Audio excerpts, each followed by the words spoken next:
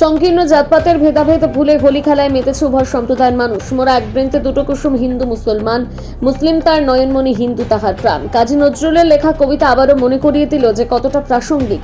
গোটা দেশ যখন সাম্প্রদায়িক উস্কানিতে মেতে উঠেছে, ঠিক তখনই এক বিরল দৃশ্য দেখা গেল নদিয়া জেলার মুরুটিয়া থানার অধীন খানপুর গ্রামে।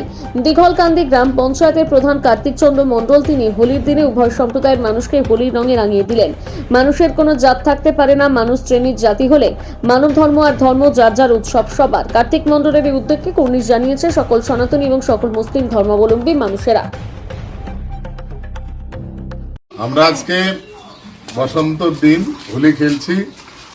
আজ বাংলায় ঐতিহ্য বজায় রাখতে আমরা হিন্দু মুসলিম সব একসাথে রং খেলছি। তার দৃষ্টান্ত প্রমাণ আমাদের চিন্ময় ভট্টাচার্য এবং হাসান মন্ডল, রাকিবুল আমরা একসাথে রঙিলে রং দিয়েছি। রং দাও, রং দাও।